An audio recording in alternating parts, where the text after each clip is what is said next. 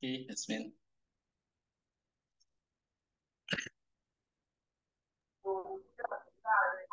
Tes. Suara bisa terdengar? Terdengar, Yasmin. Ya. Tapi layarnya kayak oke. Oke. Sering ada gambar ganda, Yasmin.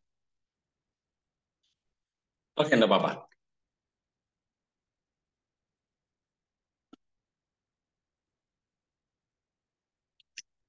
Oke, saya matikan videonya Oke, saja ya. tidak masalah. Ya, tidak apa-apa. Oke, oke. Baik, karena waktu sudah menunjukkan pukul 7.30, akan saya buka. Sebelumnya, Assalamualaikum warahmatullahi wabarakatuh. Waalaikumsalam warahmatullahi wabarakatuh. Bismillahirrahmanirrahim. Alhamdulillahirrahmanirrahim. Assalatu wassalamu ala asyrafil anbiya'i wal mursalin wa ala alihi wa sahbihi ajmain. Amma ba'du. Selamat malam dan selamat datang di kajian Sirah Nabawiyah. Perkenalkan, nama saya Jasmina Zahra selaku moderator kajian pada malam hari ini yang bertemakan kurban dengan pemateri Kiai Haji Abu Hisham. Untuk memulai kajian pada malam hari ini, marilah kita ucapkan basmalah terlebih dahulu. Bismillahirrahmanirrahim. Bismillahirrahmanirrahim. Pakai video. Tanpa perlu panjang lebar, kepada Pak Abdu disilahkan. Terima kasih, Mbak Yasmin. Tidak perlu panjang lebar, Yasmin. Panjang kali lebar luas jadinya. Ah, Selamat datang yang Hisham, ya, yang Hayatun, Mas Udi, Tante Lili, Sekretaris PDA Kota Tegal, Pak Bambang Agus Bekti dari SMP Muhammadiyah Ayah, ini setia nih Pak Bambang Agus Bekti, dan juga Pak Rahman Hidayat, serta Ustadz Adi Hamid Fuadid tentu saja. Alhamdulillahirrahmanirrahim, assalatu wassalamu ala asyrafil anbiya'i wal mursalin, wa ala alihi wa ashabihi ajma'in, amma ba'du. Para peserta kajian Sirah Nabawiyah yang terhormat, pada kesempatan di petang hari ini saya akan menyampaikan tentang Sirah Nabawiyah, bukan hanya Sirah Nabawiyah dari Rasulullah SAW, Nabi Muhammad, tapi juga Sirah Nabi Ibrahim, karena terkait dengan ibadah kurban. Dan ibadah kurban ini memang kita semuanya ini mengikuti sunnah yang telah dijalankan oleh Nabiullah Ibrahim. Sebuah tradisi yang luar biasa, dan itu mengubah tata cara umat manusia dalam beragama. Yang tadinya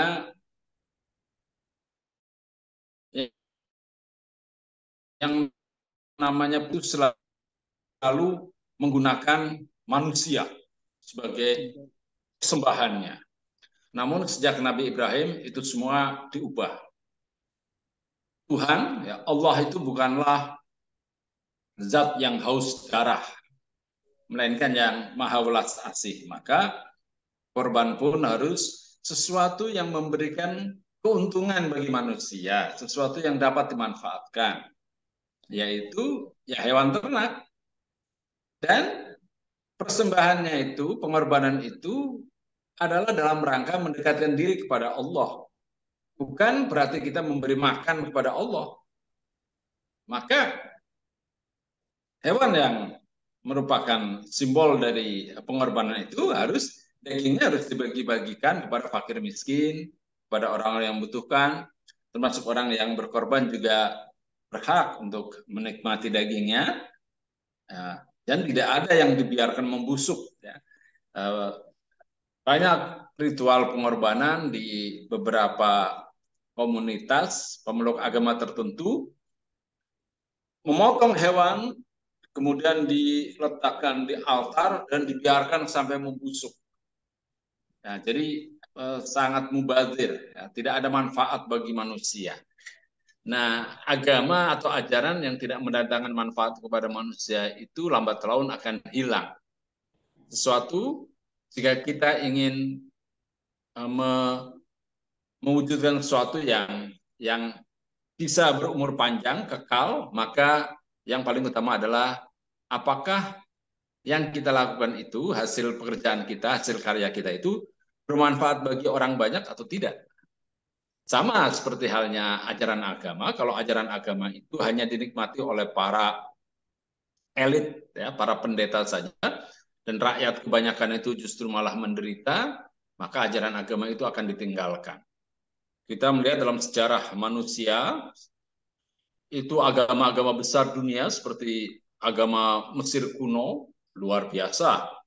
Kita lihat peninggalannya berupa piramid yang sangat megah, kokoh.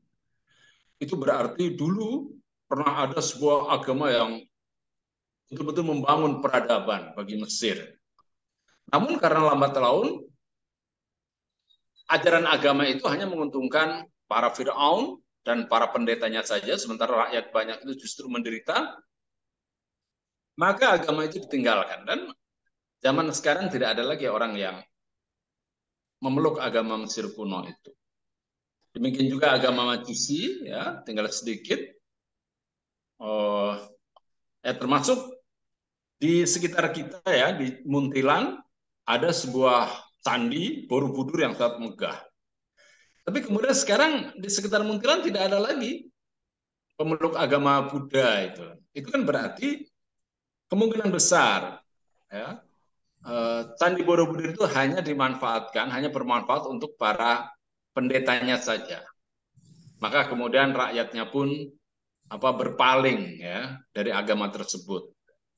Nah, maka kita sebagai pemeluk agama Islam, mengikut Rasulullah, ajaran agama kita itu harus mendatangkan kemaslahatan, harus mendatangkan manfaat bagi seluas-luasnya umat manusia, baik yang muslim maupun yang tidak, baik yang beriman maupun yang tidak beriman, itu harus bisa mendapatkan manfaat dari ajaran Rasulullah ini. Kalau ajaran kita ini bermanfaatnya hanya untuk orang Islam saja, ya akan ditinggalkan. Ya. Sama kita dalam berorganisasi di Muhammadiyah, kalau Muhammadiyah itu hanya menguntungkan para elitnya saja, ya lama-lama akan fantadiris sah. Ya. Kalau tidak mendatangkan manfaat bagi seluruh umat manusia, ya tunggu saja kehancurannya. Maka dalam risalah Islam berkemajuan itu ada poinnya yang terakhir itu adalah bermanfaat untuk rahmatan lil alamin, ya, sebagai rahmatan lil alamin. Jadi harus bisa mendatangkan manfaat bagi seluruh umat manusia. Nah, tentang korban ini, izinkan saya untuk share screen. Oh, selamat datang, Ibu Dewi Hisham, ada Bambang Sidi. Oh, ada Tante Dian di sini, Dr. Diana Widyaningsi, dari Rumah Sakit Cempaka Putih. Wah, mungkin masih di kantor ini, ya. Ada Bapak Arnowo juga. Ya, ini saya lebih banyak akan bicara tentang background, ya, tentang background korban ini, dan sirah ini maka bisa disebut sebagai sirah Ibrahimiyah, siratu Nabi Ibrahim alaihissalam. Oke, korban. Nah, arti kurban sendiri adalah dari kata-kata qoroba, yang berarti dekat. Kurban berarti mendekatkan diri kepada Allah. Kurban ini adalah sirah mubalaghah, seperti ghafara, ya, ghufran. Nah, itu kan berarti sangat mengampuni, sangat maha pengampun. Itu ghufran. Allah itu ghufran. Kemudian irfan, itu sangat arafah, sangat mengetahui, itu berarti irfan.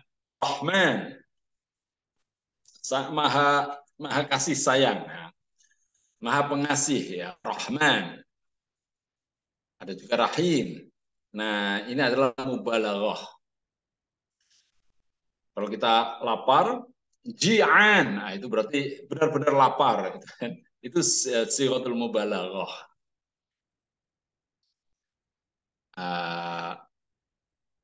Ya, ini artinya adalah mendekatkan diri kepada Allah. Jadi kalau kita berkorban, tapi hati kita itu tidak dalam rangka mendekatkan diri kepada Allah, ya sia-sia. Maka akan berarti itu apa ya? Contradictio interminis namanya. Jadi perlawanan dari maknanya yang sesungguhnya, makna korban itu. Karena makna korban itu adalah untuk mendekatkan diri kepada Allah.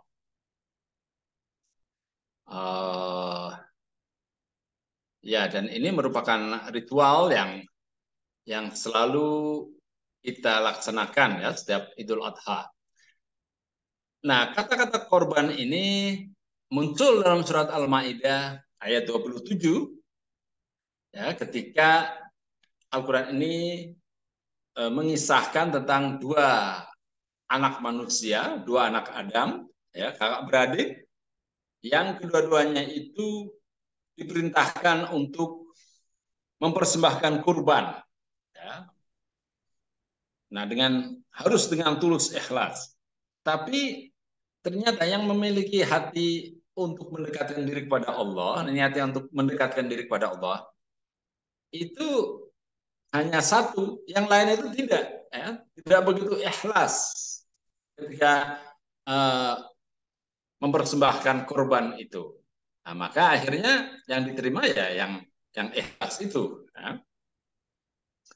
Watlu alaihim naba abnai Adam bil haq idh qarraba qurbanan fatukubbila min ahadihima wa lam yutaqabbal min al-akhar qala la'aqtulannaka qala innama yataqabbalullahu minal muttaqin. Bacakanlah hai Nabi Muhammad kepada mereka, pada para pengikutnya, berita tentang dua putra Adam dengan sebenarnya. Ketika keduanya mempersembahkan kurban, kemudian diterima dari salah satunya, Habil, ya, adiknya. Karena ini Habil ini adiknya ya. Dan tidak diterima dari yang lain, yaitu Qabil. Ya, Qabil berkata, sungguh aku pasti akan membunuhmu. Wah, karena dia itu merasa iri dengan keberhasilan dari Habil ini. Dan Habil berkata, sungguhnya Allah hanya menerima amal dari orang-orang yang bertakwa. Jadi yang dipentingkan di sini adalah ketakwaannya, bukan bentuk pengorbanannya itu. Apakah itu kambing ataukah sapi, ya, semuanya itu harus lahir dari ketakwaan, dari ketulusan, dari keikhlasan dan pasrahan kita kepada Allah. Tidak untuk pamer, tidak untuk bermegah-megahan, tidak untuk ya sekedar melaksanakan ritual begitu, tidak. Tapi harus ada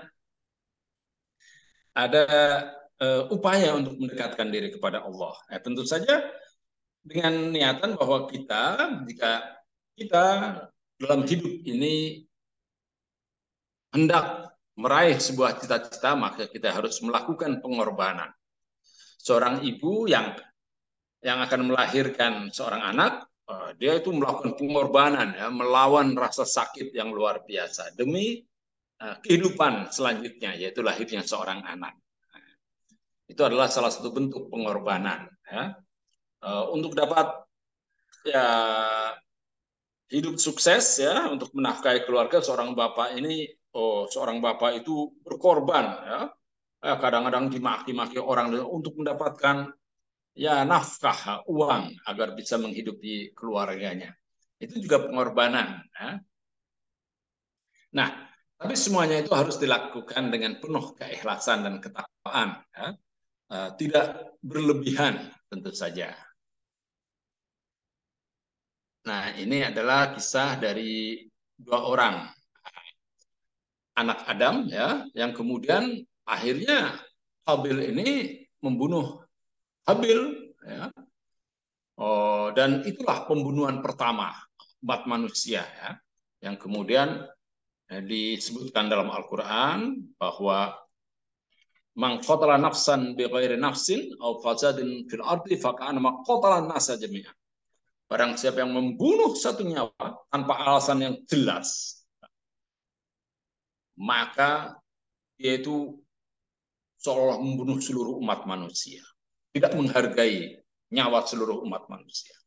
Wa man ahyaha, siapa yang menghidupi satu orang saja, maka seolah-olah dia itu memberikan kehidupan kepada seluruh umat manusia. Ya. Nah, tadi sudah saya sampaikan ya bahwa korban ini adalah berdasarkan ketakwaan, keikhlasan, dan niat untuk mendekatkan diri kepada Allah. Maka sesungguhnya Allah itu tidak akan menerima ya darahnya atau dagingnya gitu kan. Daging hewan kurban itu darahnya tidak akan sampai kepada Allah gitu kan. Yang sampai itu adalah ya ketakwaan kan. Kalau kita benar-benar bertakwa ya insya Allah akan diterima ketakwaan kita. Tapi kalau tidak ya itu hanyalah seonggok daging saja. Ya paling tidak ada manfaatnya kalau memang itu dibagi-bagi untuk fakir miskin ya, orang-orang miskin itu mendapatkan daging ya, tentu saja mereka sangat senang ada pertambahan gizi dan lain sebagainya. Jadi ini harus kita camkan ini ya, kita resapi betul bahwa kita tidak memberikan daging atau darah hewan yang kita potong itu kepada Allah. Yang kita persembahkan itu adalah ketakwaan kita, keimanan kita. Dan agar kita itu mendapatkan kedekatan dengan Allah. Dekat pada Allah itu artinya kita itu merasa mudah, ya, menjadikan diri kita itu mudah menjalankan perintah Allah dan meninggalkan segala larangannya. Itu yang dimaksud dengan mendekatkan diri kepada Allah. Dan kita selalu ingat akan larangan-larangan Allah, selalu ingat akan perintah-perintah Allah, dan dapat menjalankannya dengan penuh kemudahan. Nah, itu kan luar biasa.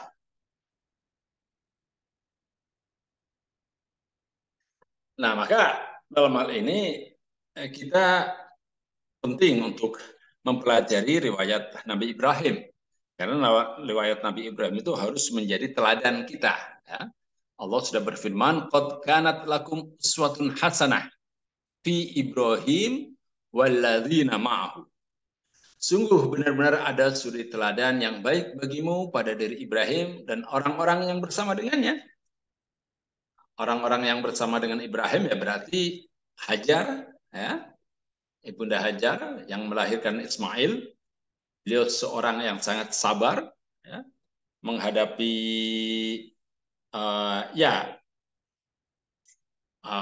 istri pertama Ibrahim, Sarah, sabar. Kemudian juga ketika anaknya ditinggal seorang diri, kemudian kehausan, Hajar ini berlari-lari dari Safa ke Marwa hingga 7 kali. Safa Marwa itu jaraknya sekitar 400 meter.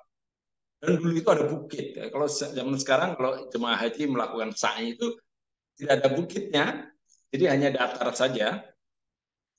Dulu ada bukit, jadi harus naik ke atas itu. Hajar itu ya. Kemudian memandang kejauhan, siapa tahu ada kafilah yang lewat atau ada burung-burung terbang. Karena kalau ada burung-burung terbang berarti dekat dengan sumber air. Ternyata tidak ada. Terus sampai 7 kali sampai beliau lelah, kemudian mohon doa kepada Allah. Dan ternyata ya pada saat itu ternyata Ismail anaknya sedang bermain-main dengan air. Ya, ada air yang mengalir di bawah kakinya. Ada Hajar, kemudian Ismail juga merupakan uswah. Kemudian juga Sarah, ya, Ibunda Sarah, istri pertama dari Nabi Ibrahim, ibu dari Ishak. Kemudian Nabi Ishak pula. Nabi Ishak inilah yang menurunkan Yakub, kemudian juga Bani Israel, ya. Keturunan Yakub itu yang banyak menjadi nabi ya, banyak orang-orang soleh dari Bani Israel. Kemudian orang yang sekitar Nabi Ibrahim juga Nabi Lut. Nabi Lut itu orang yang soleh, ya. Perlu kita contoh. Dan Nabi Ibrahim ini menjadi uswah karena memiliki jiwa pengorbanan yang tinggi. Beliau juga seorang yang sangat cerdas, ya, menguasai ilmu perbintangan, ya, menguasai kosmografi, ya, atau astronomi, ya. Beliau sampai kepada rumusan bahwa penguasa alam semesta itu adalah Allah, hanya Allah itu kan. Aku ya Allah, aku bebas dari apa-apa yang mempersekutukanmu. Tadi Nabi Ibrahim ketika melihat bintang, bintang ini sangat penting sekali untuk pelayaran, ya, untuk arah mata angin. Kemudian kapan petani itu bercocok tanam itu juga ada rasi bintang. Itu dipelajari oleh Nabi Ibrahim. Artinya kemudian setelah bintang-bintang ini memberikan banyak petunjuk, Nabi Ibrahim kemudian, ini kemungkinan ini, ya, penguasa alam semesta ini mungkin Tuhan itu kan. Ternyata kemudian bintang menghilang di siang hari. Wah, gimana ini? Kemudian ada melihat bulan. Wah, bulan luar biasa. Ternyata dia hanyalah benda langit. Kemudian matahari. Wah, matahari, coba bayangkan kalau dunia itu tanpa matahari, kan?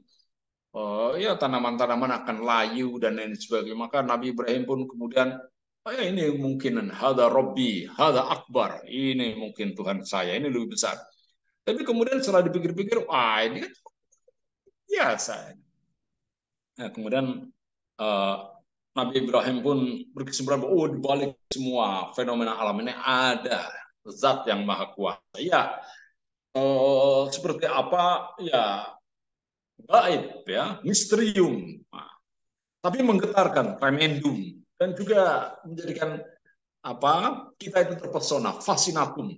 Itu dalam istilah dalam ilmu perbandingan agama disebutkan begitu, ya, bahwa yang maha suci itu, yang maha kudus, Tuhan itu adalah yang gaib, yang menggetarkan dan yang mempesona.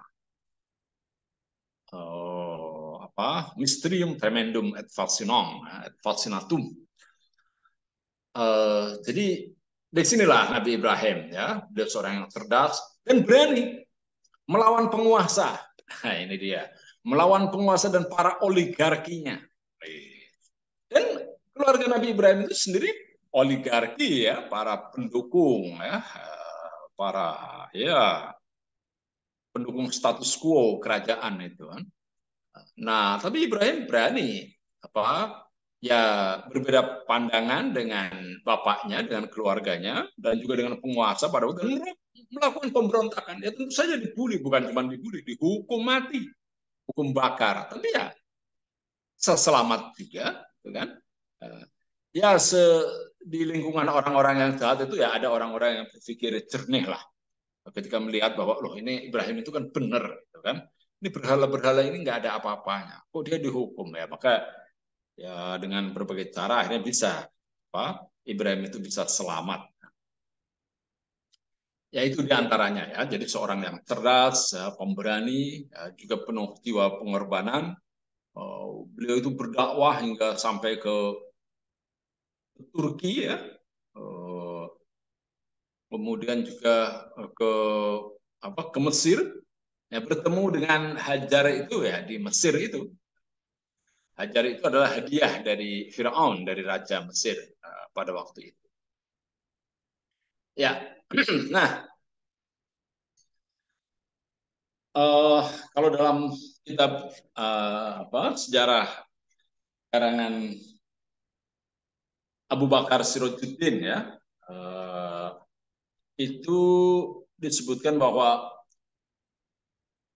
merujuk kepada Injil, itu ada dalam kitab Kejadian itu, suatu malam Ibrahim itu keluar dari tendanya karena ada sebuah suara.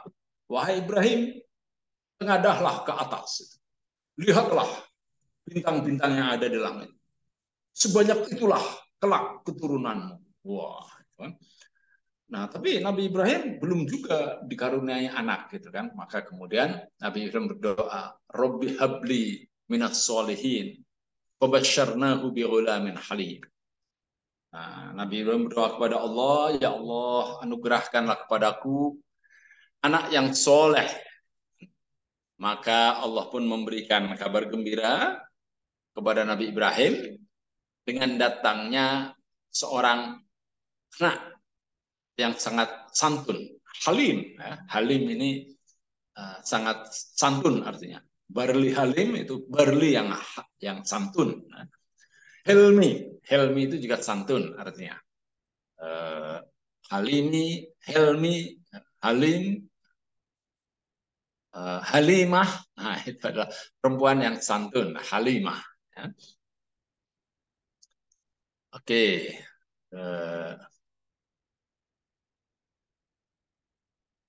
Ini dalam surat As-Saffat. Nah, kemudian falamma balagha ma'ahu sa'ya qala ya bunayya inni ara fil manami anni adbahuka fanzur madza tara. Qala ya abati fa'al ma tu'mar satajiduni insyaallahu minas sabirin. Ketika anak itu Ismail sampai pada umur ia sanggup bekerja bersamanya, ya sekitar umur berapa ya? Umur 13 tahun ya, atau 10 tahun ya, 13 tahun. Tidak terlalu anak-anak betul, tapi juga sudah mampu untuk bekerja. Ibrahim berkata, wahai anakku, sesungguhnya aku bermimpi bahwa aku menyembelihmu. Pikirkanlah apa pendapatmu. Nah, di sini lihat ini para peserta ya. Ini Nabi Ibrahim ini kan seorang nabi ya, yang ya mendapatkan wahyu dari Allah. Namun ketika beliau itu mendapatkan perintah dari Allah untuk mengorbankan anaknya, menyembelih anaknya Ismail, itu Ibrahim tidak lantas kemudian, oh ini karena ini wahyu dari Allah ya akan saya lakukan. Bagaimana juga itu Ismail anakku itu harus ikut. Nah, tidak. Melainkan Ibrahim ini mengajak dialog putranya itu, Ismail itu. Ya bunaya, wahai anakku, gitu kan. Tadi malam bermimpi, Allah memerintahkanku untuk menyembelihmu, wahai Ismail. Lalu bagaimana pendapatmu itu? Jadi Nabi Ismail itu yang waktu itu masih anak-anak dimintakan pendapatnya. Artinya Ibrahim sebagai seorang bapak ini sangat demokratis ya, mengedepankan asas musyawarah. Ya, itu demokrasi kan permusyawaratan yang dipimpin oleh hikmat kebijaksanaan. Ya.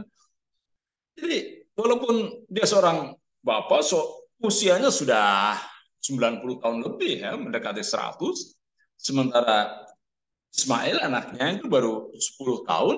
Oh, berapa panjang dan Nabi Ibrahim sudah mengalami pahit manisnya garam kehidupan. Tapi tetap saja dia ingin mendengarkan sendiri dari Ismail, barangkali dia punya pendapat yang berbeda, gitu kan. Nah, ternyata Ismail ya sangat paham ya bahwa ini bapaknya ini adalah orang yang sangat soleh dan tidak mungkin dia itu memiliki hawa nafsu. Ya, maksudnya ini hal-hal yang sepenting ini dipengaruhi oleh hawa nafsu. Tentu dengan pikiran yang pertimbangan yang sangat jernih dan betul-betul merupakan wahyu Allah. Maka Nabi Ismail pun, dan luar biasa ya Nabi Ismail ya, semudah itu sudah sangat bijak. Ya. Wahai ayahku, lakukanlah apa yang diperintahkan Allah kepadamu. Insya Allah engkau akan mendapatiku termasuk orang-orang yang sabar. Wah, luar biasa ini ya. Nah ini jadi ini hal-hal yang perlu kita contoh dari Nabi Ibrahim ya. Ini menunjukkan bahwa Nabi Ibrahim ini sangat dekat dengan keluarga. Seorang bapak dekat dengan anaknya. Nah, ini penting ini karena ya walaupun bapak ya di zaman sekarang bahwa bapak ini sangat sibuk ya mencari nafkah, gitu kan. Tapi hendaknya tetap ya dekat dengan anak-anak. Saya selalu melihat itu setiap kali ada acara pengambilan rapot dan lain sebagainya di sekolah-sekolah, pasti yang datang itu ibu-ibu itu kebanyakan. Bapaknya kemana itu kan? Ya kebetulan saya yang selalu datang itu untuk mengambil rapot anak-anak saya ya ketika masih sekolah itu. Ya karena saya memang pengangguran gitu kan. Tidak tahu jadi dikerubuti oleh semuanya ibu-ibu gitu. Bapak-bapak hanya sedikit gitu. Nah, padahal penting juga nih seorang bapak itu mengetahui siapa guru-guru anaknya di sekolah, siapa teman-teman anaknya itu kan. Dan menanyakan apakah anak saya di sekolah nakal, ataukah suka dibully, ataukah suka nangis, ataukah nurut dan lain sebagainya. Bagaimana daya tangkap anak saya terhadap pelajaran itu penting itu dibicarakan oleh seorang bapak ya kepada para guru. Kemudian juga dilihat itu nilai anak-anak kita berapa, itu matematikanya berapa, baca Al-Qur'annya berapa, gitu kan, baca Inggrisnya bagaimana. Ini penting. Ya. Nah, kalau kita dapat dekat dan selalu mengajak dialog dengan anak kita, maka kita akan mendapati anak kita itu menjadi anak yang soleh sebagaimana Nabi Ismail. Nah, kita kan diwajibkan oleh Allah tadi itu kan, bahwa kita ini harus mencontoh laqad kana lakum uswatun fi Ibrahim walladzina ma'ahu. Jadi harus mencontoh Nabi Ibrahim.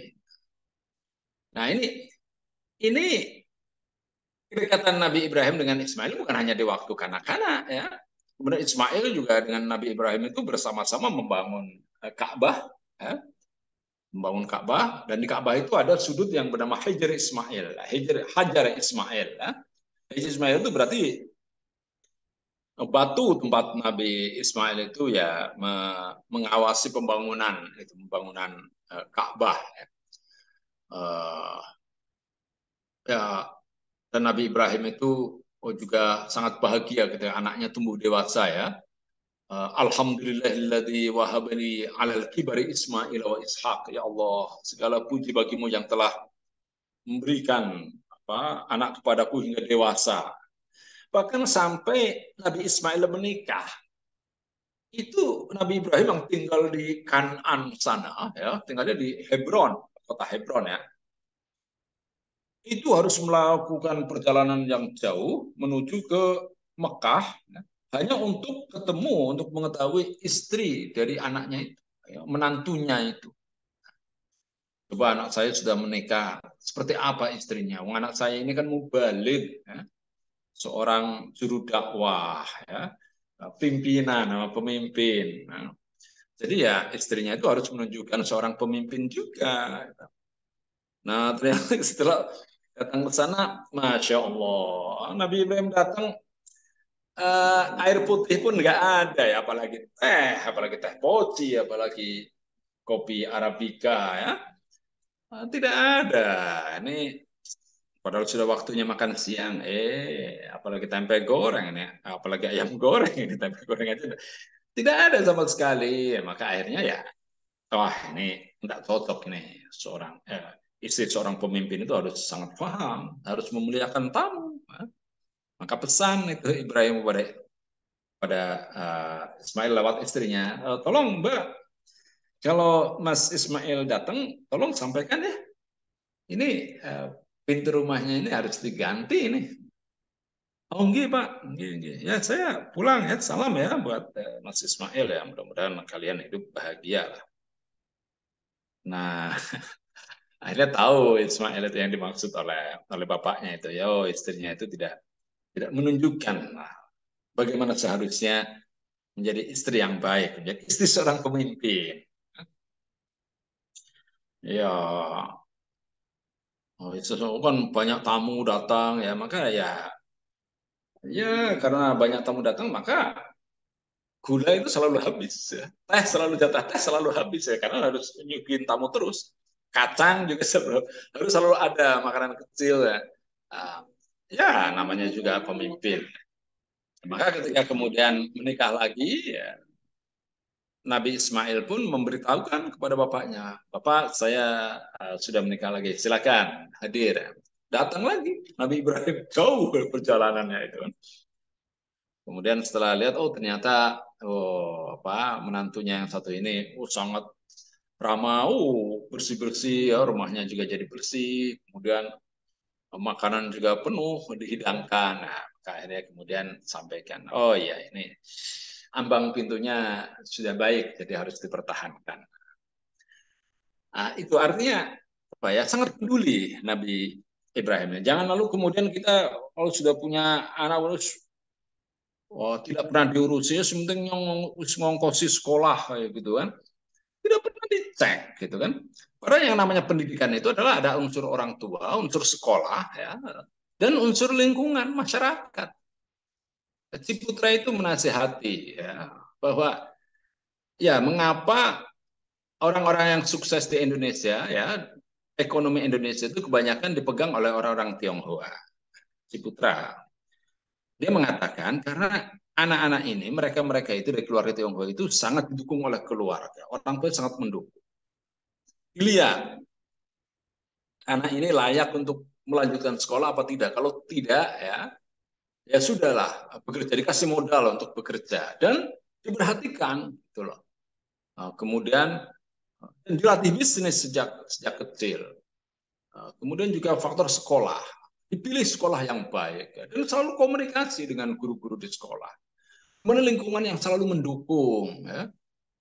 Jangan selalu membuli, itu kan tidak betul ya. Jadi harus selalu ada anak kecil suka nyanyi gitu walaupun suaranya nggak baik ya harus wah kamu itu perlu berlatih lebih bagus lagi ya agar kamu itu bisa kayak Mbak Aryani, Putri Aryani itu. Wah, itu kan senang anak itu. Jangan suaranya elek kayak gitu. Waduh, itu kan menjatuhkan betul.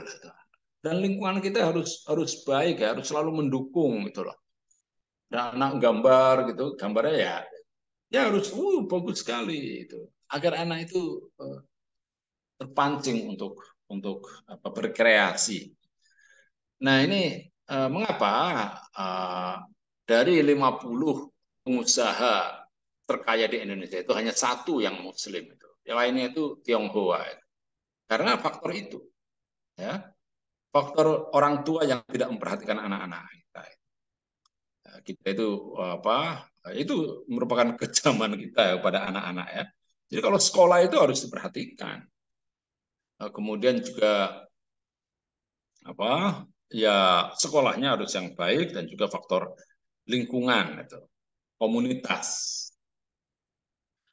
Ya, kita butuh maka coba Bapak, Ibu-ibu, tolong kalau punya anak itu ya kalau anak kita pinter dan berani gitu, latihlah mereka untuk menjadi wirausahawan gitu kan. Wirausahawan itu loh. Nggak apa-apa jadi guru tapi punya usaha gitu. Menjadi guru agama gitu kan. Nah, mau makan apa anak saya kalau jadi ulama gitu. Nggak apa-apa tapi dia punya bisnis ya. Diajari bisnis itu. Jangan jadi PNS. Nah, jadi PNS ya bisa apa-apa nanti. Gimana itu ya. Jadi harus ya itu Hilmi Yahya itu dalam podcastnya mengatakan anak umur sampai umur 30 tahun belajar sepenuhnya. 30 sampai 40 bisnis, mulai usaha bisnis. 40 sampai 50 ambil satu bidang saja dalam bisnis yang paling dikuasai. Gitu kan? 50 selanjutnya sharing dengan anak-anak muda. Nah, itu luar biasa kan. Anak-anak kita itu banyak. 4% dari seluruh penduduk Indonesia itu harus bisnismen ya, dan ayo kita umat Islam itu harus yang mengambil alih, mengambil. Tapi kebanyakan dari orang-orang tua itu pengen jadi PNS itu ya sudahlah. Gimana mau jadi nyalon jadi presiden gitu kan. Oke. Nah, kemudian setelah falamma aslama wa tallahu lil jabin, ketika keduanya telah berserah diri kepada Allah ya. Dan Ibrahim meletakkan pelipis anaknya di atas gundukan ya. Jadi ya kayak bantalan kayak gitu lah. Untuk disembelih wa nadainahu ayya Ibrahim saddaqta ru'ya. Kami memanggil dia, wahai Ibrahim, sungguh engkau telah membenarkan mimpi itu. Inna kadzalika najzil muhsinin. Sungguhnya ini benar-benar demikianlah kami memberi balasan kepada orang-orang yang berbuat kebaikan. Inna hadzalah wal balaul mubin. Sungguhnya ini benar-benar satu ujian yang nyata. Wa fadainahu bidzibhin azim. Kami menebusnya dengan seekor hewan sembelihan yang besar. Jadi ketika Nabi Ibrahim sudah bertekad ternyata dan Ismail itu sudah pasrah, begitu tiba-tiba dalam hati Ibrahim muncul, oh ini Allah memberikan isyarat, cukup wahai Ibrahim, kamu sudah melakukan perintah. Maka kemudian digantilah dengan sembelihan, seekor sembelihan yang besar, ya, seekor kambing. Nah ini suatu hal yang luar biasa. Semuanya itu harus dilakukan dengan penuh kepasrahan. Ya. Setelah berusaha, kemudian kita berserah diri.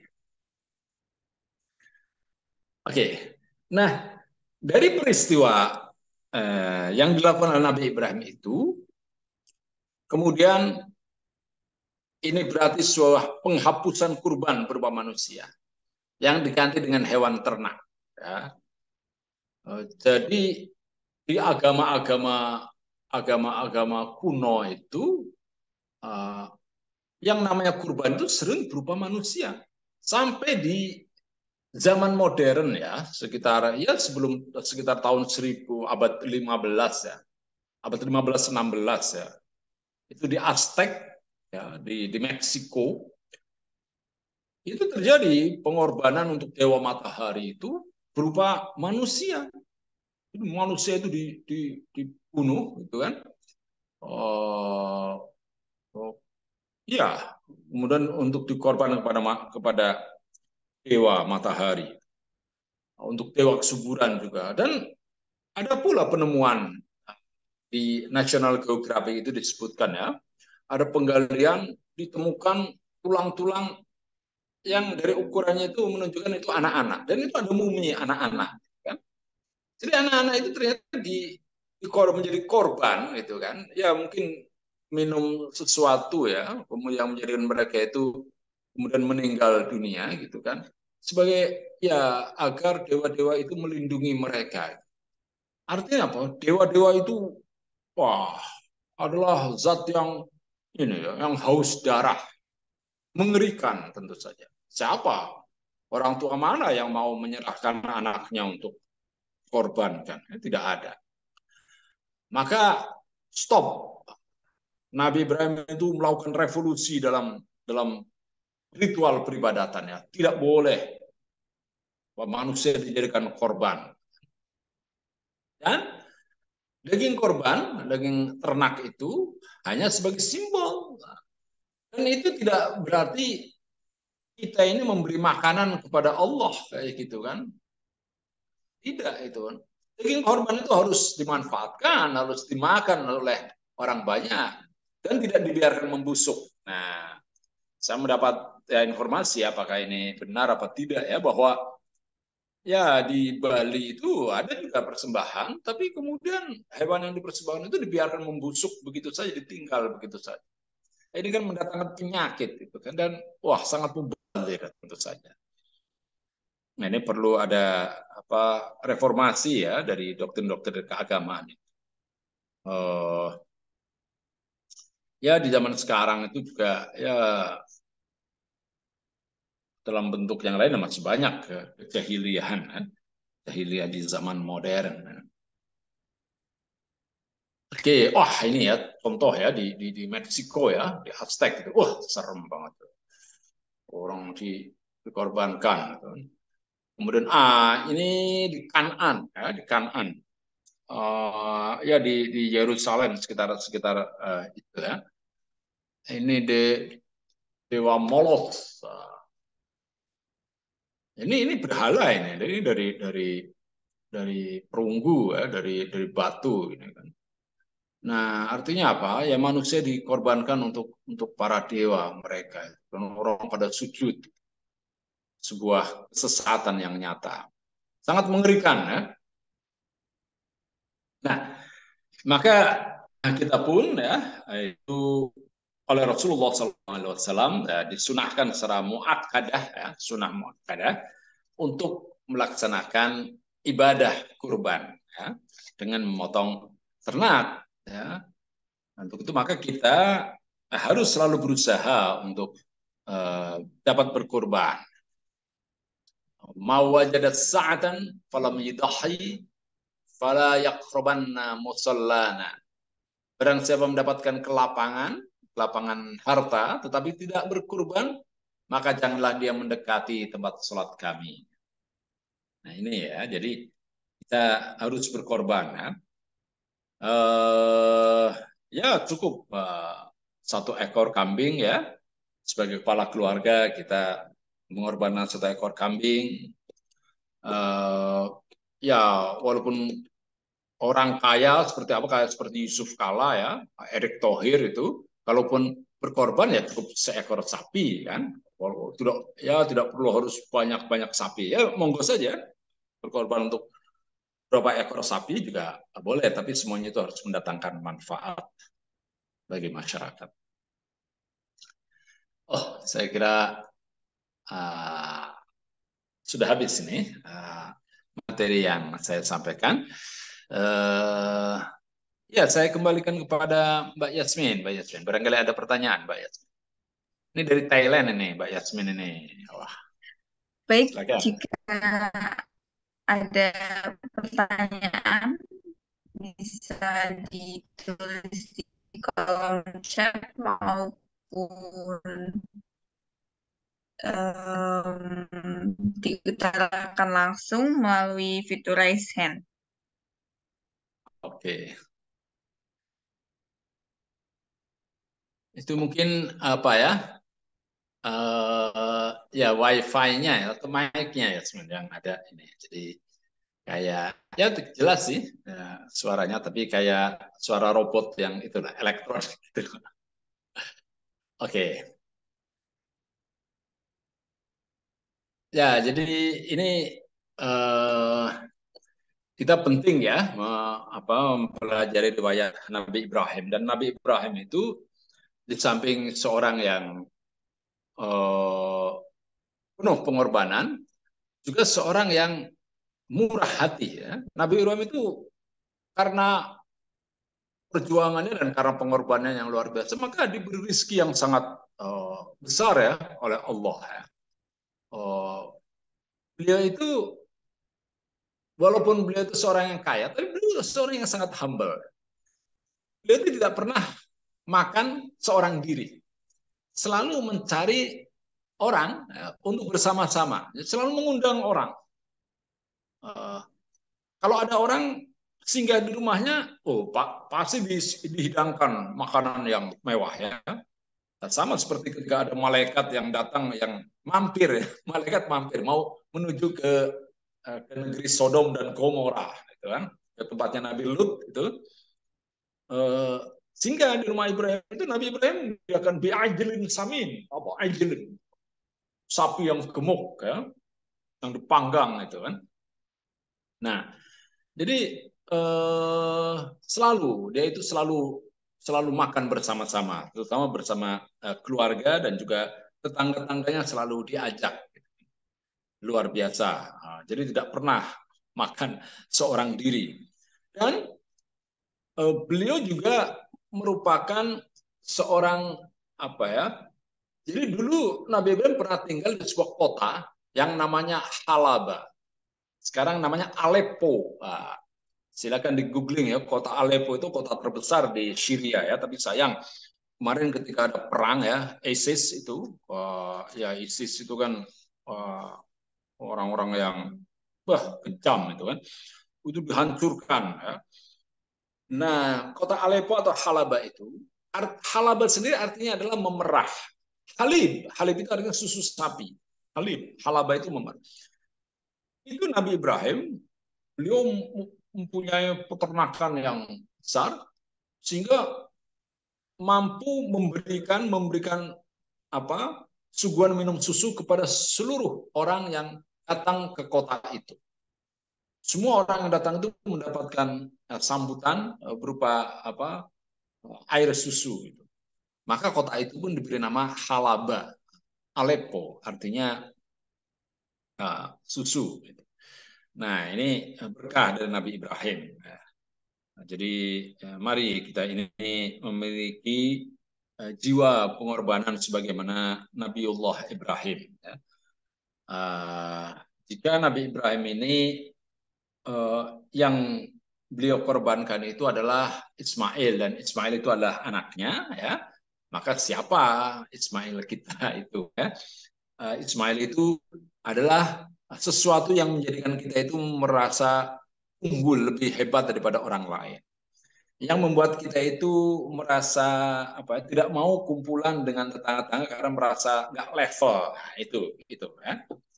Nah, mungkin Ismail kita itu merupakan mungkin harta kita, ya. Kita sekarang setelah Ismail kita itu yang membuat kita itu nggak mau kumpul dengan saudara-saudara, ya. Tidak mau silaturahmi, tidak mau menyapa orang lain, kan? Nah, ada kesombongan. Nah, itulah yang harus kita korbankan. Nah, itulah Ismail kita yang harus kita buang. Harta, bisa juga gelar kesarjanaan, bisa juga posisi. Wah, sekarang sudah di PWM, gitu. Jadi sombong gitu. Nah, itu juga itu harus dikorbankan, gitu, ya. Hal yang semacam itu. Baik, Yasmin, kalau memang sudah tidak ada ya, berarti kita cukupkan, ya. Dan untuk tidak ada yang bertanya, ya. Oke. Baik, mari kita akhiri dengan membaca doa. Gimana, Yasmin? Ada pertanyaan? Belum ada yang bertanya. Oh ya, ya. Baik, untuk itu maka mari kita berdoa. Semoga kita ini dapat mewarisi semangat dari Nabiullah Ibrahim alaihissalam. Bismillahirrahmanirrahim. Alhamdulillahirabbil alamin. Allahumma shalli ala Muhammad wa ala alihi wa ashabihi ajma'in. Allahumma inna nas'aluka salamatan fid din wa afiyatan fil jasad wa ziyadatan fil ilmi wa barakatan fil rizqi wa taubatan qabla al maut wa rahatan dal maut. Hawin alaina fi sakaratil maut wa najat wan nar wal afwa indal hisab. Allahumma ja'al hadha baladana amina wa rizq ahlahu min ath-thamarati man amana minhum billahi wal yawmil akhir. Rabbana hab lana min azwajina wa dhurriyyatina qurrata a'yun waj'alna lil muttaqina imama. Rabbana atina fid dunya hasanah wa fil akhirati hasanah wa qina adzabannar. Walhamdulillahirabbil alamin. Wassalamualaikum warahmatullahi wabarakatuh. Waalaikumsalam warahmatullahi wabarakatuh. Baik, terima kasih Pak Abdul atas materinya tentang Quran pada malam hari ini. Semoga kita bisa meniru teladan Rasulullah dan Nabi Ibrahim, serta mengambil pelajaran dari orang-orang terdahulu. Semoga kajian ini bisa menambah wawasan sejarah kita. Saya ucapkan jazakumullah khairan katsiran atas kehadiran para peserta kajian Sirah Nabawiyah.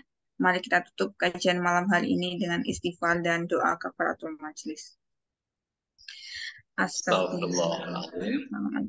Subhanakallahumma wa bihamdika asyhadu an la ilaha illa anta astaghfiruka wa atubu ilaik.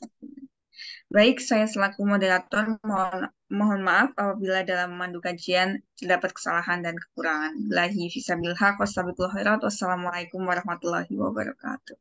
Waalaikumsalam warahmatullahi wabarakatuh. Terima kasih Yasmin.